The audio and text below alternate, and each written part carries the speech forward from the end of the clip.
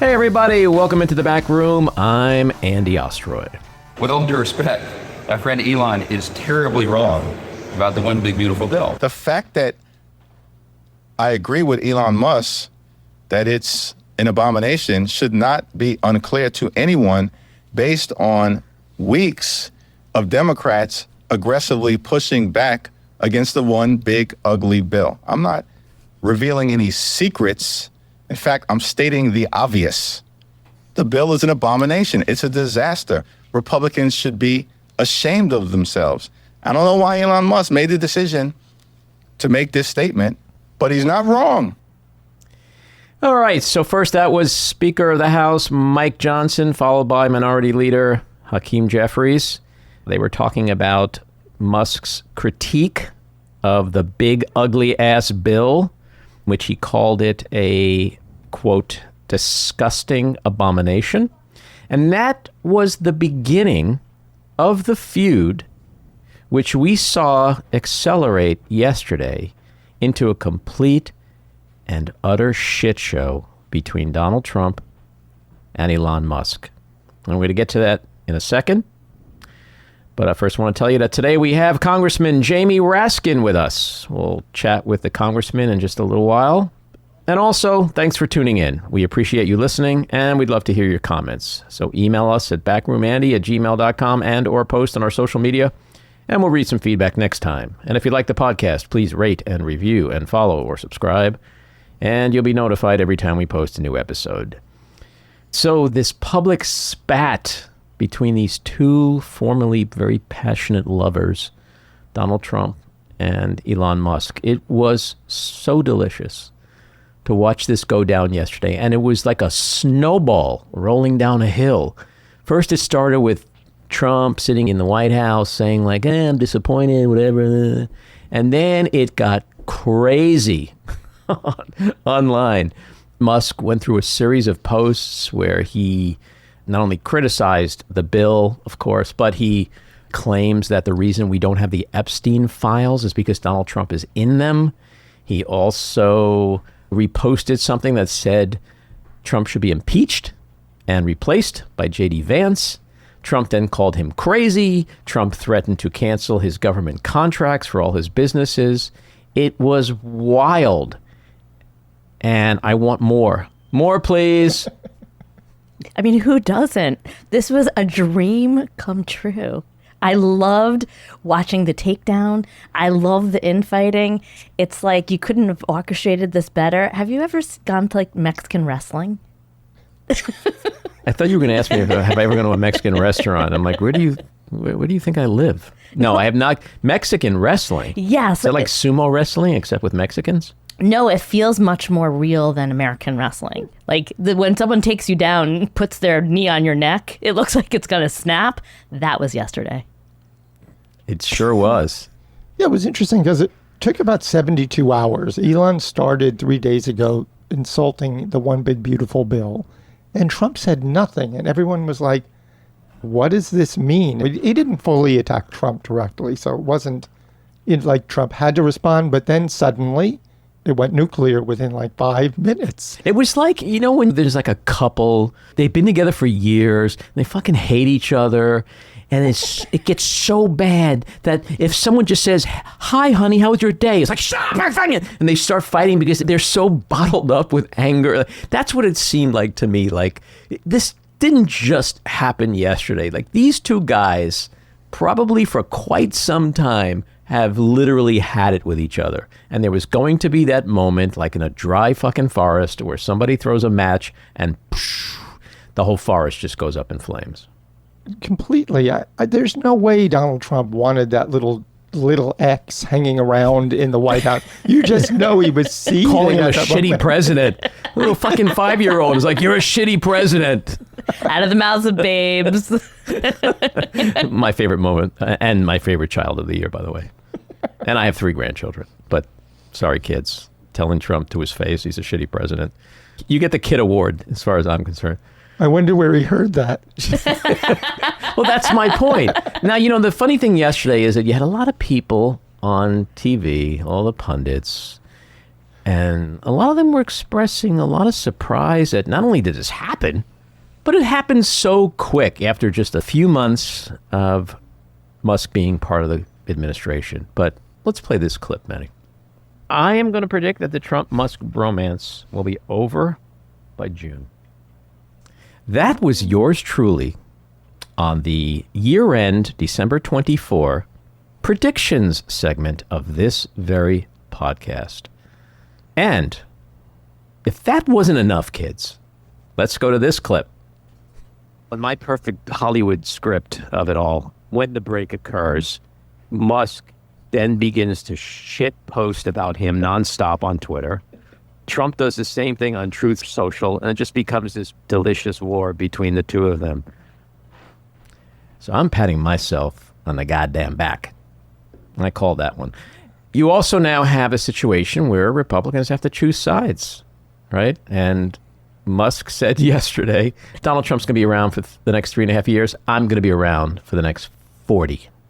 And he can put his imprint incredibly aggressively on our political scene, and more specifically on what happens in the Republican Party. So this party, they've got a really, it's like Sophie's Choice, you know? And a lot of them, you see them on TV, and this is just absolutely vomitous. They're like, it's like mommy and daddy fighting. Like, really? That is the grossest, most disgusting thing I've ever heard in my life. But they're going to have to choose. I think you have a good point. People are going to have to choose.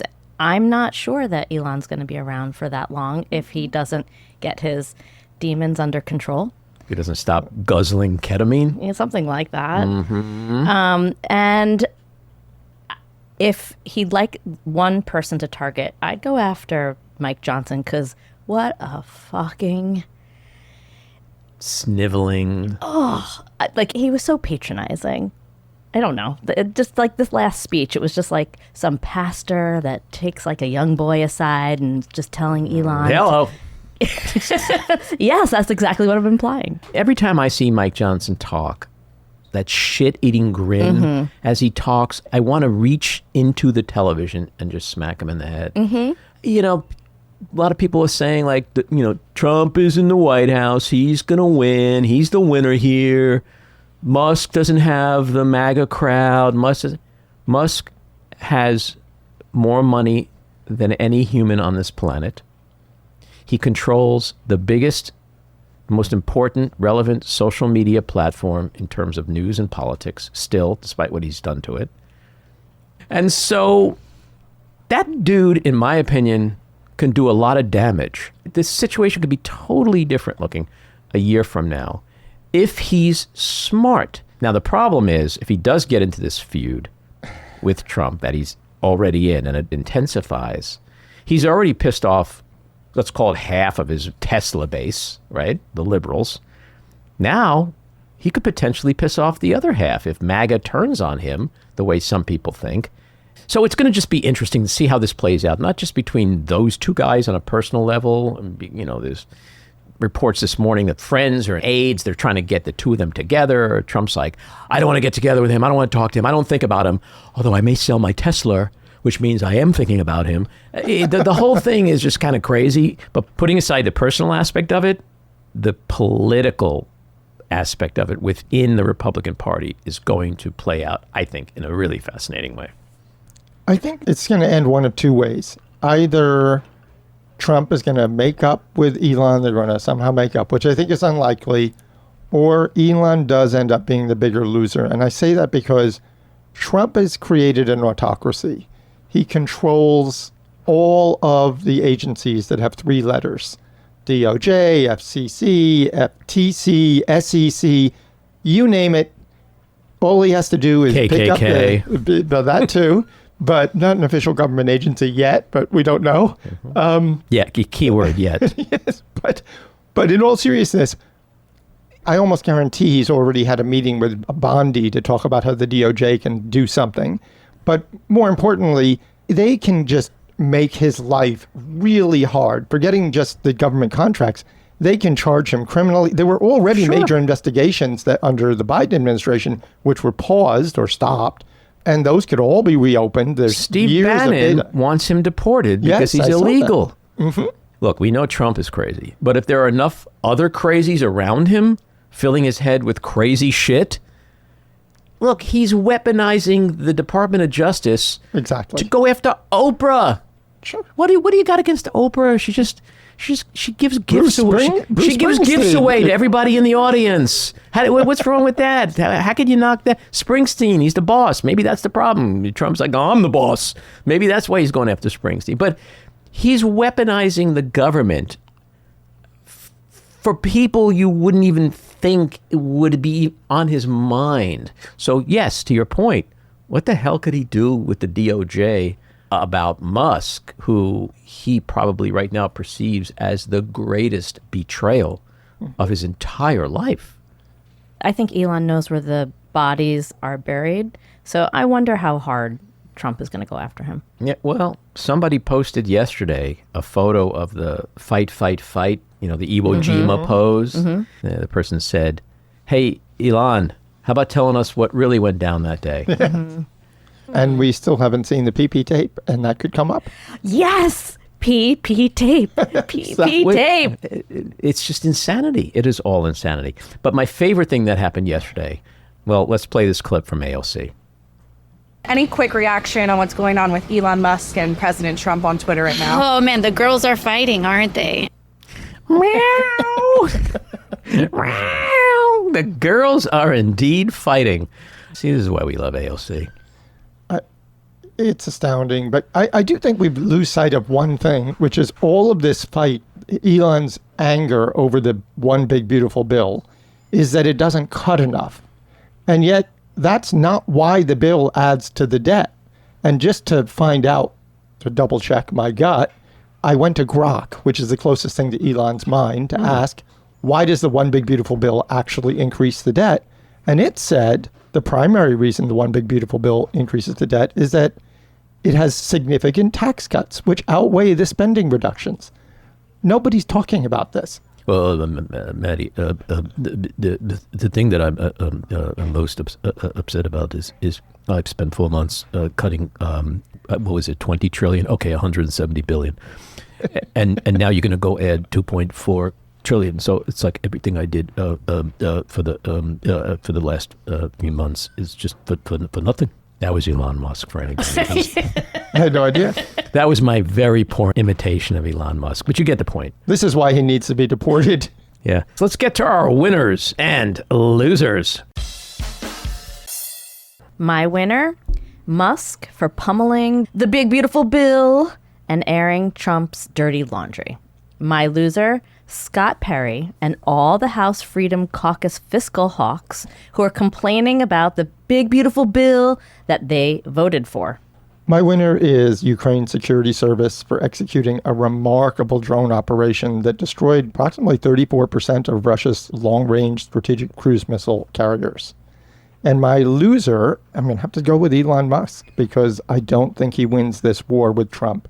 My winner, Elon Musk, for being right about the big ugly-ass bill, for saying Trump's in the Epstein files, and also for saying Trump should be impeached, and hopefully, ultimately, realizing Republicans are full of shit, and he becomes a Democrat again and helps to defeat his old MAGA buddies going forward. My loser, Donald Trump, who continues to lose in court for being played for a fool by Putin and for being dumped by his ex. Pun intended. And that gets us to our weekly rant. So the Trump-Musk bromance is officially over. It lasted but a few short months. This smugly breakup we're now witnessing was inevitable. How could it not be? We had two impulsive, insecure, attention-craving, malignant, narcissist billionaires, each with their own social media platforms through which they can trash each other like an angry couple headed for divorce court, accusing the other of abusing the children. I'm ecstatic that this brutally ugly chapter in American history has come to an end, notwithstanding the really bad shit Donald Trump is still capable of and actively doing to America on his own, like his merciless attacks on the weak, the poor, the needy, people of color, immigrants, the LGBTQ+ community, the rule of law, and democracy itself. For weaponizing the government against those he doesn't like, those he fears, his opponents, and his perceived enemies. He is a monster. But he was a bigger, more dangerous monster with Musk at his side. They were the toxic faux masculine Thelma and Louise. Musk's decision to go into government with Trump will prove over time to be the worst decision in the history of anyone who is supposedly a genius, or for anyone else for that matter. It cost him dearly in reputation, in his businesses, and with his personal wealth. He went from being the highly respected boy wonder, the innovator, the brilliant disruptor, to a hated, chainsaw-wielding, tone-deaf, heartless bastard who seemed downright gleeful at the pain and suffering he caused. He leaves Washington as damaged goods, angry, bitter, and vengeance-obsessed, and accused last week by the New York Times as addicted to and controlled by the various drugs he consumes. A miserable shell of a man who's been reduced to engaging in a shitposting war with his former partner in crime. Emphasis on crime, as the experts believe much of what he and Doge has done is illegal. And for Trump, the key question remains, was it all worth it? To turn America, the geopolitical landscape, and the global economy on its fucking head for several months, only to end up in this predictable place? In the end, will Musk's departure and the shitstorm now around it really change anything? No. Trump will continue to surround himself with immoral, unethical, unqualified, incompetent, corrupt, self-serving sycophants. He never learns his lesson. But the bigger question is, why doesn't anyone else learn the lesson? Because everyone eventually ends up under the Trump bus. Because, to quote Rick Wilson again, everything Trump touches dies, no matter how dedicated, loyal, and cultishly committed to the cause they are. Because Trump will always chew them up and spit them out when he has no more use for them. Yet they keep coming back, one after the other. Please, sir, humiliate and destroy me like you did to everyone else. I'll never understand it, but at least Musk, the chainsaw, and the trauma that went with it all is gone. And maybe now they'll fucking eat each other like a $5 steak at Sizzler. And I am here for every waking moment of it. All right, let's get to Representative Jamie Raskin. Congressman Jamie Raskin represents Maryland's 8th Congressional District. He is the ranking member of the House Committee on Oversight and Accountability, and he was the lead impeachment manager in Donald Trump's second impeachment trial, and served on the Select Committee to investigate the January 6th attack on the United States Capitol. Prior to his time in Congress, he was a 3-term state senator in Maryland and was also a professor of constitutional law at American University's Washington College of Law for more than 25 years. He has authored several books, including the Washington Post bestseller, Overruling Democracy, The Supreme Court versus the American People, and the highly acclaimed We the Students, Supreme Court Cases for and About America's Students, and the New York Times #1 bestseller, Unthinkable, Trauma, Truth, and the Trials of American Democracy.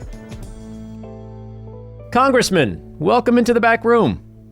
I'm delighted to be with you, Andy. And I am delighted to have you here. Been wanting to do this for a long time. So let's start with the big news of the day, which is the very public, very ugly breakup, the bromance. It's over between Trump and Musk. What were you thinking when you were watching these events play out in real time yesterday?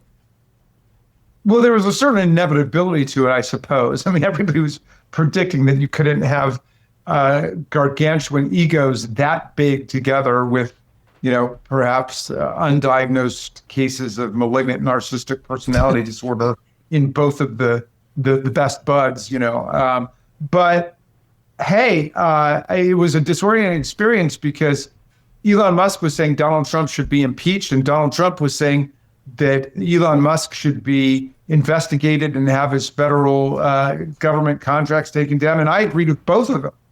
I thought they were both right. But look,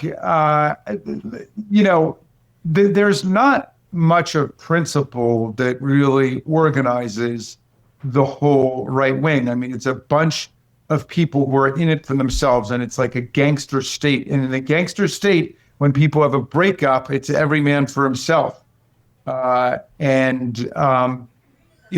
our interest as Democrats, of course, is to try to torture out the public interest, which is lost in all of their games. And here, that means defeating their wretched bill, which Musk described as a disgusting abomination, which would throw 14 million people off of their Medicaid while pumping up the national debt by $3 trillion,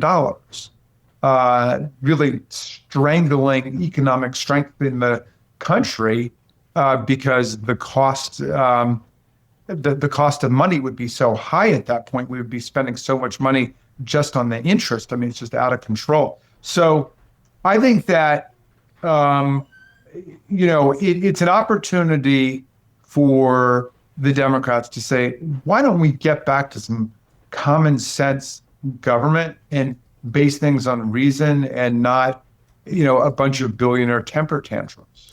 Yeah, you mentioned the statement that Musk had made about impeaching Trump and replacing him with Vice President J.D. Vance. I'd be remiss if I didn't ask you this because you were the lead impeachment manager for the Senate impeachment trial after Trump's second impeachment.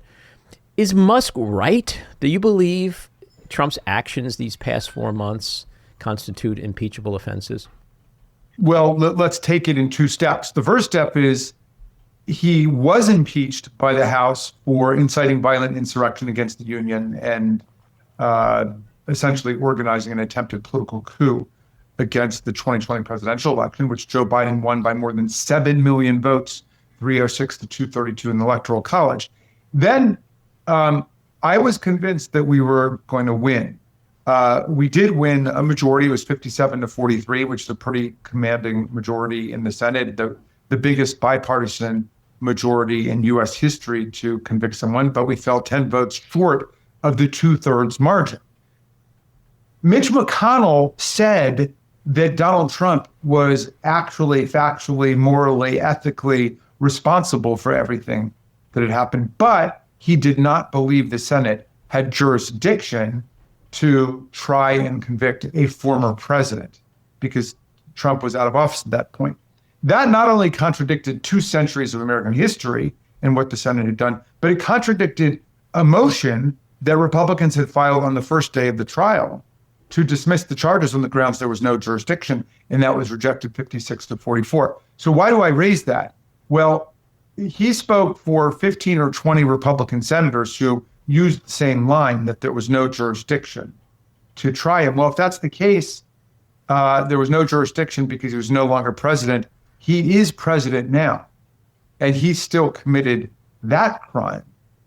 Just that's a little flag I want to put up there. But then switch to everything that's happened since. I'm keeping scrupulous track of everything that's happening. These blatant, outrageous violations of due process. The idea of sweeping people up off of the street under the Alien Enemies Act of 1798 when we're not in a war, then giving them no due process, which is guaranteed even under the Alien Enemies Act, which is why Judge Millett on the D.C. Circuit said Nazi criminals got better treatment in World War II than these people are getting. And there are lots of them who've never been charged with anything. They were just in the country illegally, but there are no criminal charges against them. There's no criminal history for some of them. And they were not even given a due process hearing, unlike Nazis who got that before they were kicked out under the Alien Enemies Act, which was, I think, the last time the Alien Enemies Act was used in the country. So there's one example. Here's another, blatantly violating the Foreign Emoluments Clause of the Constitution, which says that the president cannot receive a present, an emolument, which means a payment in office, or a title of any kind, whatever, from a king, a prince, or a foreign state without receiving the consent of Congress. And he hasn't come to Congress. He went out and solicited and then has tried to accept through his Secretary of Defense a $400 million gift from the theocrats of Qatar. From a king. The Constitution literally says no gifts from a king. A foreign state king, this $400 million gift. And then we're going to have to add another $1 billion in what's called, under the Constitution, a domestic emolument, because we're putting money in also to get it ready in time for him to leave office, knock on wood, and then take the plane with him. So it's a donation of $400 million, unconstitutional and illegal, without congressional consent from Qatar. Then they want to put in $1 billion to refit the thing, to retrofit the thing, when the government already is working to bring 2 jumbo jets up to speed and to retrofit them to make them ready to replace the current Air Force One. So, that may not even be the big financial scandal. The big financial scandal is the absolute sellout to crypto, which Donald Trump denounced for years as a tissue of fraud and inviting all kinds of crime. Then he decided, oh yeah, it's a tissue of fraud, inviting all kinds of crime. I'm going to go for it. Well, now they've got World Liberty Financial, their own venture into crypto. He's made several $1 billion on crypto, and he's got his own crypto meme coin, which is this just gigantic gaping hole that foreign governments, organized crime, people seeking pardons, anybody who wants a favor from the U.S. government can pour in to Trump's pockets on an anonymous basis. Does that sound like a high crime and misdemeanor to you? Because it does to me. I'm not going to ask you if Democrats take the House back in 26, whether or not you guys would prepare articles of impeachment, because I think I kind of know the answer to that. But I want to really focus more on today and all the stuff you just mentioned, because your colleagues across the aisle refuse to hold him accountable for any of it. So even though Democrats are in the minority, what can Congress do? What can your party, my party, do to hold him accountable for this stuff? Because it is blatant and shameless. Yeah. I mean, I want to break it down into what Democrats in Congress can do, and then what about America, what America can do, what the people can do. So, and let me just speak personally, because I'm the ranking Democrat on the Judiciary Committee. And I'm very involved in the defense of the Constitution and the Bill of Rights of the people. Now, we have now more than 250 lawsuits that have been brought across America, and astonishingly, more than 190 preliminary injunctions and temporary restraining orders against this reign of terror and this reign of lawlessness in the country. So I've been organizing our colleagues to file amicus briefs, and we've been completely successful so far in all of the cases that have come down. And our briefs have been cited in some of the cases, which is good news, because we're standing up for the lawmaking powers of Congress under Article 1 of the Constitution.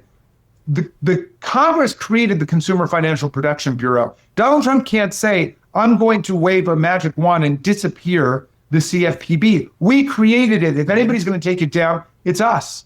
We funded the Department of Education. We created that. If anybody's going to take it down, it's going to be us.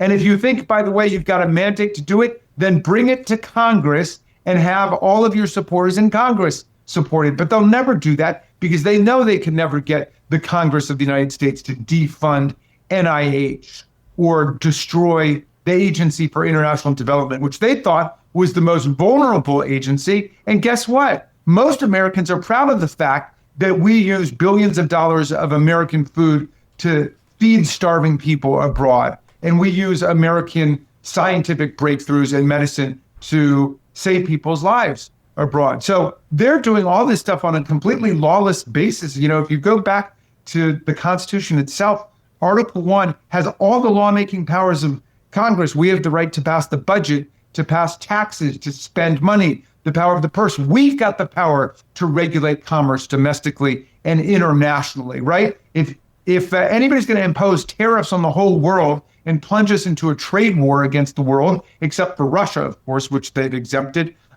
it's got to be Congress to do it. And that's what the International Court of Trade decided last week. Congress has always passed tariffs. And Trump tried to invoke IEPA, the International Emergency Economic Powers Act, which doesn't mention tariffs and has never been used by tariffs by another president. So no, that's not his power. You know, and then you get through all that stuff. Article 1, Section 8, Clause 18 says, and all other powers necessary and proper to the execution of the foregoing powers. Then finally you get to Article 2 for executive powers, right? It's like this big. And what's the key part? A president shall be impeached for treason, bribery, or other high crimes and misdemeanors. Sometimes my colleagues get up and they say, we're three co-equal branches. I say, really? First of all, co-equal is not even a word. Secondly, if we're co-equal, why do we have the power to impeach try and convict the president, and he doesn't have the power to impeach, try, and convict us. What's the core job of the president? To take care that the laws are faithfully executed.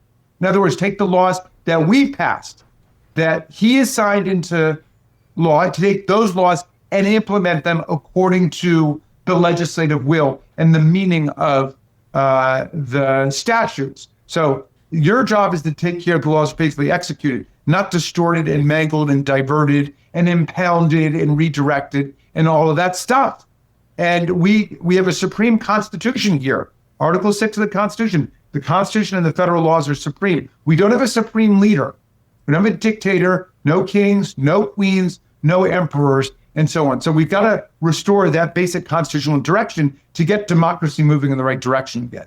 And so the courts have done a pretty good job in serving as a critical check on his worst behavior and unconstitutional executive orders. Why are your Republican colleagues, why have they abdicated their constitutional role of oversight? Power and wealth and careerism, essentially.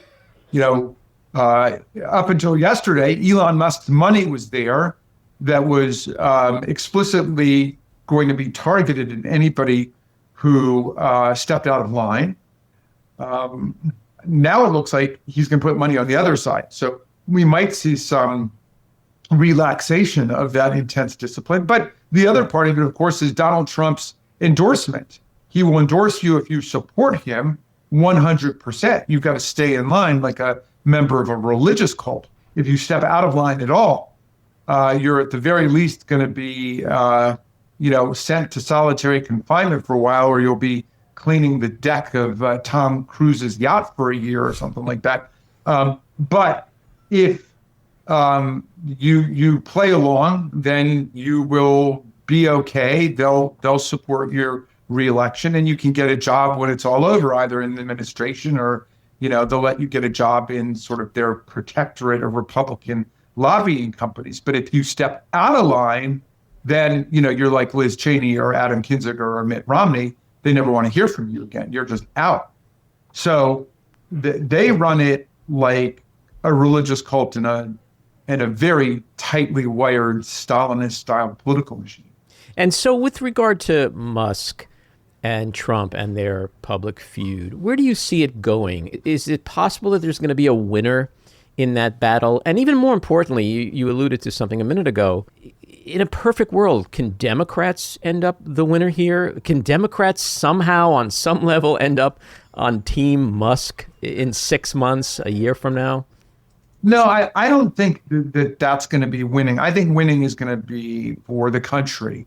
And that means sinking this terrible monstrosity of a bill, which Elon Musk called a disgusting abomination, which, everybody around here, even Republicans, will tell you is just a complete nightmare. I mean, it's going to pump up the debt by $3 trillion.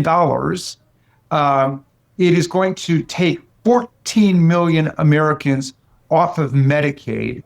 It is probably going to end up with cuts of billions and billions of dollars in Medicare, in addition to Medicaid. And it dismantles the social safety net that we have in nutrition for not just children, but grown-ups also, for, everybody. It's just like bringing the Trump's sledgehammer or chainsaw to the SNAP program. So what do you think is going to happen to it in the Senate? Does it have any chance of passing as is, or is it going to be tweaked or changed significantly? Well, they're saying that if Donald Trump can sufficiently crush Elon Musk, then it will revalidate in the eyes of the Republicans Donald Trump's total power, and then they'll all go, quickly scurrying back to him. But if Musk keeps messing with them and it creates a split within the GOP, then all bets are off, because a lot of Republicans are very nervous about voting for this bill. They're in two categories. One is those who come from swing districts where there's tons of Medicaid recipients. I may give you an example, because I've been going to Republican districts and having town halls, and I went to Congressman Garbarino's district in Long Island in New York, and 2,000 people came out to see me. He said, we don't need a liberal Democrat from Maryland to come and talk to us. And I say, apparently you do, because you're not willing to face your own constituents. And people were very happy to see me, not just Democrats, but Republicans, independents. Like, well, Garbarino ended up, what do you know, not voting on that bill. He claimed that he fell asleep and nobody woke him up, which strikes me as very dubious, because that's a great campaign slogan, by the way. That's yeah, reelect me because reelect me because I was sleeping. But he would be emblematic of people who come from moderate districts where there's lots of Medicaid recipients and a lot of people who depend on SNAP and food shelves, and a lot of people who want to bring down the debt too. So he's going to be very nervous, but there's dozens of them like that. And now suddenly the bill has become unstuck. It's very fluid situation, and who wants to go down with a sinking ship? So I'd be amazed if they can rebuild their consensus. But if they do, it's because Donald Trump has completely owned Elon Musk, and everybody is that afraid, and they go back to it. But I think it's more likely that things will move in the other direction. You know, the Republicans loved Musk because he was somebody who he'd supported some Republicans, he'd supported some Democrats. He talked about climate change as, an urgent global necessity. And suddenly, here was a guy who now was red pill woke. He took the red pill. He was woke with MAGA. And suddenly he adopted their whole worldview. Suddenly Donald Trump actually won in 2020. Suddenly January 6th didn't really happen, or that was set up by FBI agents or by Antifa. Suddenly vaccines are a global plot by George Soros to try and kill everybody. And they love the fact that Elon Musk was now, eating from their dog bowl at their religious cult, and yet Elon Musk woke up and he just couldn't take it anymore, because he's not a stupid man, and he's broken from it. And so my hope is that the spell is beginning to break across the country, and people aren't willing to live under that politically correct regime of red pill wokeness. Yeah, I hope so. And I think it's certainly going to be interesting to see how this plays out. Let's shift to another very unfortunate situation we're dealing with in this country, which is the rise in anti-Semitism and anti-Semitic rhetoric and hate crimes. You and I are both Jewish, so this is an issue for us personally. Last weekend, there was a horrific terror attack in Boulder, Colorado, which came just 2 weeks after the murder of 2 Israeli embassy staffers in Washington, D.C., and that came after the April torching of Pennsylvania Governor Josh Shapiro's home. Why do you think we're witnessing this shocking rise in this rhetoric and criminal activity? Well, this is part of the general upsurge in anti-Semitism around the world, racism around the world, and authoritarianism around the world. And these things all go together. Anti-Semitism has always been connected to authoritarianism, fascism, and Nazism. And the, anti-Semitism and racism are the gateway to destruction, not just of the Jewish community and other minority communities, but to the destruction of liberal democracy. So we've got to stand up to all of the enemies of liberal democracy with everything that we've got. It's a very dangerous time with the return of these, violent, primitive impulses from the last century. And I do associate it very strongly with Trump's embrace of extreme right-wing forces that indulge and promote anti-Semitism. I mean, he had over to his house for dinner in Mar-a-Lago, Nicholas Fuentes, a neo-Nazi, Holocaust revisionist with Kanye West, another neo-Nazi and Hitler lover.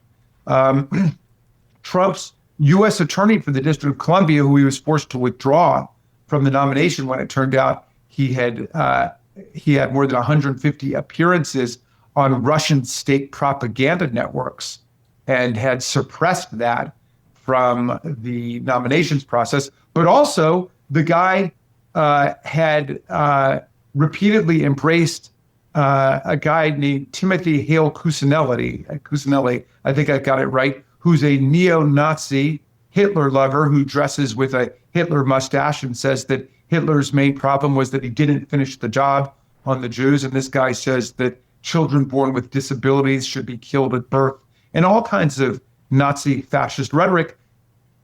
Donald Trump's own U.S. attorney, who he was forced to withdraw, is now the pardon attorney in the Justice Department, embraced this guy and refused to disavow him, even when National Public Radio presented him with all of the evidence of it. And he called him an extraordinary leader and a great man and a good friend and all of that stuff. I mean, these people are sprinkled throughout the Trump administration. They have no enemies on the right. And we've seen that before. I mean, Donald Trump was the guy who saw very fine people on both sides of the anti-Semitic riot that took place when they had the Unite the Right rally in Charlottesville back in 2017. And in fact, when Donald Trump ran for office in 2016, his closing TV ad, which you can find online very easily, had pictures of Janet Yellen, Lloyd Blankfein, and George Soros. And it said, these globalists do not have your interests at heart. Are out to destroy your way of life and so on. I mean, it's obvious, it's replete. Now, Donald Trump has taken up the cause of anti-Semitism as a club against Harvard University and against private colleges and universities. And Harvard debunked that beautifully in their complaint that they went to court with, and they won that first case, saying that the two things have nothing to do with each other. If Harvard has had issues with anti-Semitism or racism in its past, and certainly they have, they excluded Jews from even being considered for admission for a long time, just like they excluded Black people from admission. Well, today, Alan Garber is a Jewish president. There have been several Jewish presidents at Harvard, Neil Rudenstein, and there have been others. In any event, they said, we're dealing with it. That's what it means for us to be a private college or university. And by the way, if you think you want the federal government to get involved, the right way to get involved is through the Office of Civil Rights at the Department of Education, which is supposed to be policing racism and anti-Semitism. But what do you know? The Trump administration is dismantling the Office of Civil Rights. The Democrats, wanted to expand its budget and to actually build in people who go in there to confront anti-Semitism and racism on campus. They're not interested in that. They're interested in taking hundreds of millions of dollars away from the Harvard Medical School or the physics and chemistry labs or other kinds of government contracts that have been given to the university. Why? Because they want to control Harvard. They're trying to take over the higher education institutions in the country. And if they've succeeded in taking them over by putting right-wing mega forces on their boards, then they don't mess with them. Suddenly they don't see any anti-Semitism there anymore. Yeah, and you recently wrote about the weaponization of anti-Semitism by Trump. Well, absolutely. It's a very dangerous thing. It's a super dangerous thing. And by the way, there can be ample, robust debate about the Israeli foreign policy and what's going on in the Gaza conflict that has nothing to do with anti-Semitism. That debate takes place within Israel, right? And, the idea that people have to toe the Netanyahu line in order not to be anti-Semitic is just dangerously false. My last question, tell us about the BARC Act. I just put in this bill this week. It actually, like all of my best legislation, it comes from constituents, but I had a constituent who was working in the pet food industry, and she told me that millions and millions of pounds of dog food and cat food go to waste because they hit the expiration date, and there's really nothing wrong with it.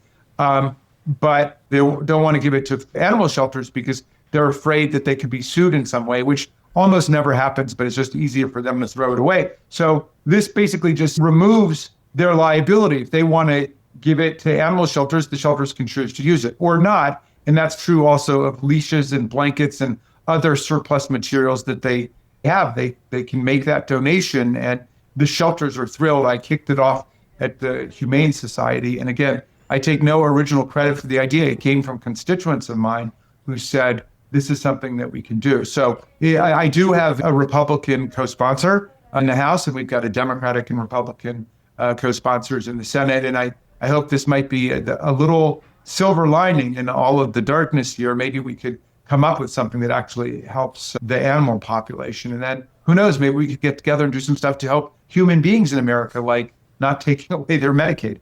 Well, I love that you've referred to this bill as a BiPAWtisa bill, P-A-W. Yeah. Congressman, thanks for coming on. Thanks for everything you do in Congress. And do come back and chat with us again. I will do that, Andy, and keep up the great work. All righty. Take care.